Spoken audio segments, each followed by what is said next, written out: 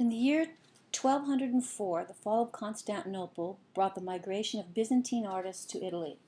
The Byzantine art style was characterized by frontal poses, prominent halos, a lack of modeling, and the use of gold leaf, which emphasized the flatness and highlighted the prominent role of religious orders in late medieval Italy. This slide is by an artist named Duccio and is an altarpiece composed of many individual paintings commissioned by the city of Siena in 1308. The front panels make up a large enthroned Madonna and Child with saints and angels. Duccio's Maestà set Italian painting on a course leading away from the hierarchical representations of Byzantine art towards more direct presentations of reality.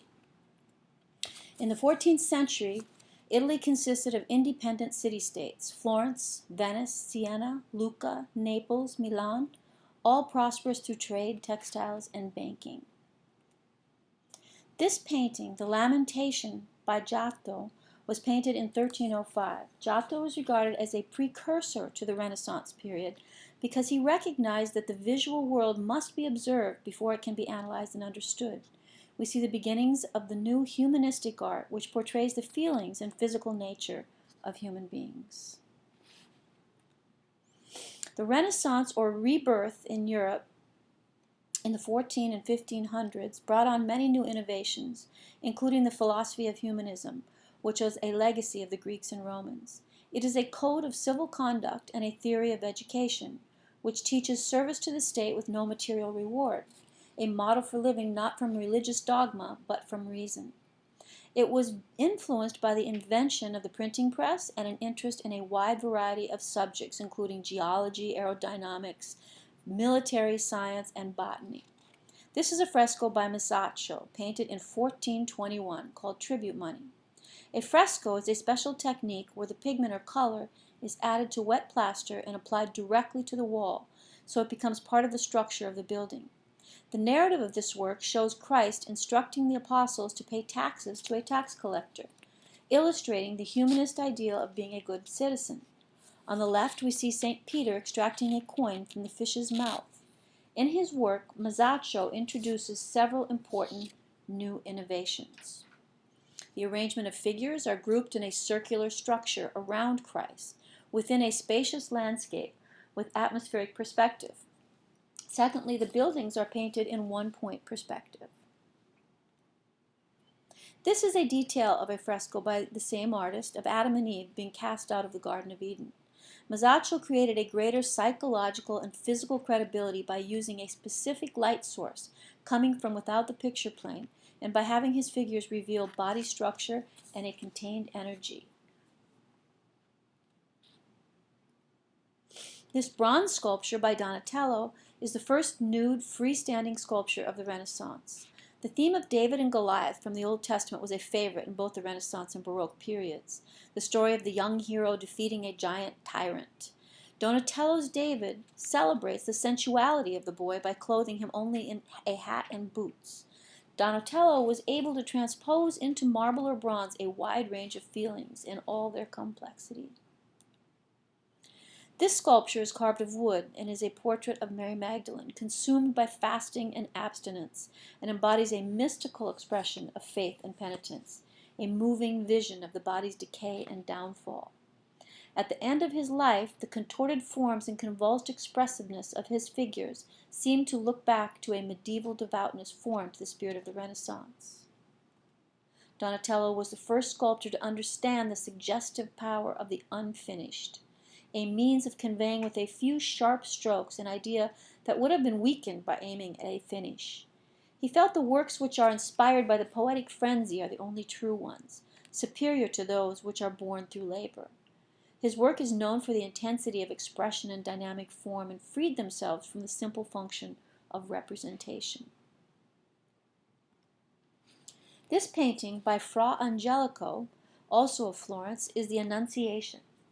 The theme of the angel Gabriel announcing to Mary that she has been chosen to be the mother of Christ. In the Renaissance, artists sought to integrate spiritual traditions with the rational ordering of physical life in earthly space.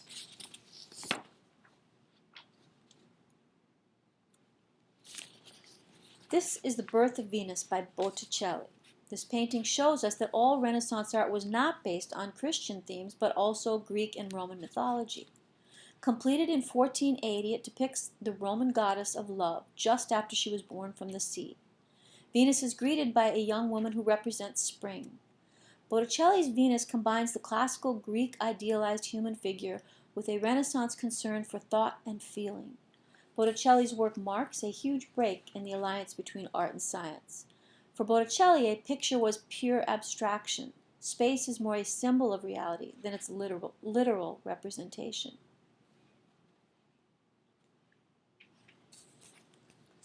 Leonardo da Vinci mapped the routes of science and art for generations. He wanted to discover the laws underlying the processes and flux of nature. He was a military engineer, an architect, a water engineer, and studied biology and anatomy. This fresco is the theme of the Last Supper. Christ has just said, "One of you is about to betray me." We see the agitated states of the disciples. Jesus is presented as an accessible person who reveals his divinity in an earthly setting. The naturalist style contains a hidden geometry, which structures the design and strengthens the painting's symbolic content. The interior is based on a one-point linear perspective system with a single vanishing point in the middle of the composition. This marble, freestanding sculpture of the biblical hero David by Michelangelo is 14 feet tall. Through changes in its proportion and the depiction of inner feeling, Michelangelo humanized, then made monumental, the classic Greek athlete. Michelangelo was commissioned by the Pope to paint the Sistine Chapel at the Vatican in Rome in 1509, which took him 4 years to paint. The most admired composition in the ceiling is the majestic portrayal of the creation of Adam, in which God reaches out to give life to the first man. The blunt depiction of God as ruler of heaven in the Olympian pagan sense indicates how easily high Renaissance thought joined classical and Christian traditions. Now we'll take a look at some of the art from Northern Europe in the Renaissance period. A major factor that conditioned art production in Northern Europe was the Protestant Reformation, which began with the rebellious monk Martin Luther in 1521. A new economic system is emerging, European capitalism. In 1460, the Flemish established the first international stock exchange in Antwerp. Oil painting and printmaking are developed, and lay patrons outnumber religious patrons by 2 to 1. Jack van Eyck was the first Netherlandish painter to achieve international fame. This painting, Giovanni Arlofini and his bride, is a wedding portrait, using a great deal of visual symbolism. The cast-off shoes represent sanctity of the space. The dog represents fidelity. On the bedpost is a statue of St. Margaret, patron saint of childbirth. The whisk broom represents domestic care, the oranges, fertility, and the single candle burning represents the eye of God. Robert Campion's paintings are very luminous due to layers of translucent oil paint and have an intense tonality and detail. This is the Marode altarpiece, painted in 1425. The theme is once again the Annunciation, set in a Flemish merchant's home. Household objects have symbolic significance. Book, candle extinguished, lilies, towels, bench, all symbolize her purity. In the right panel, Joseph has made a mouse trap, symbolizing Christ as bait set in the trap of the world to catch the devil. This is a private commission for household prayer. The sacred and the secular became inseparable. In the Baroque period, which ran from about 1600 to 1770, artists used the Renaissance techniques to move art in the direction of heightened drama, emotion, and splendor. The goal of much of Italian Baroque art was to restore Catholicism's predominance and centrality. The artist Bernini was an architect, painter, and sculptor, and one of the most important and imaginative artists of Italian Baroque. His sculpture is expansive and theatrical, and the element of time usually plays an important role. This is an image of his sculpture, The Ecstasy of St. Teresa. It depicts a passionate drama. He has charged the entire area with palpable tension. Saint Teresa is one of the great mystical saints of the Spanish Counter-Reformation. Her conversion occurred after the death of her father, when she fell into a series of trances, saw visions, and heard voices. Feeling a persistent pain, she attributed it to the fire-tipped arrow of divine love that an angel had thrust repeatedly into her heart, making her swoon in delightful anguish. Bernini depicted the saint in ecstasy, unmistakably a mingling of spiritual and physical passion.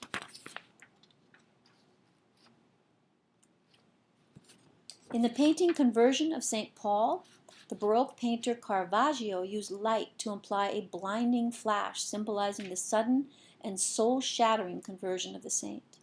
The figure of Paul is foreshortened and pushed into the foreground, bringing viewers in as close as possible, almost as if they are participating. Emotional realism and the use of extreme contrast of light and dark give the scene a vivid, lifelike quality intended to heighten the religious experience. This is a painting by Artemisia Gentileschi, the first woman admitted to the Florence Academy of Art. The subject is Judith slaying Holofernes. A heroic female was a favorite theme of hers. In this story, from the book of Judith in the Old Testament, the widow, Judith, delivers her people of Israel from their enemy, Holofernes, by seducing him, getting him drunk, and cutting off his head.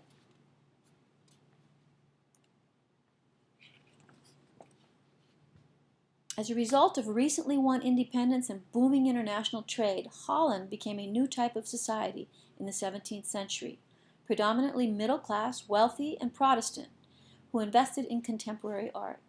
This painting is by Rembrandt and is titled The Return of the Prodigal Son. The story is that of a disobedient son who wastes his inheritance in disorderly living and returns to his wealthy father, who tenderly welcomes the forlorn young man. Rather than the miraculous vision of a saint, we see the restoration of affection between estranged people. In Rembrandt's paintings, we see the psychology of light as a spiritual quality. Light and dark are reconciled. They merge to produce a visual quietness and show an interest in revealing the human soul. Jan Vermeer, another 17th century Dutch painter, created paintings that raised daily life to the level of religious mysticism. Vermeer concentrated on how light reveals each color, texture, and detail of the physical world. Vermeer's understanding of how light defines form gives his images a clear, luminous quality. In this painting, titled The Kitchen Maid, the act of pouring milk takes on the air of a solemn ritual.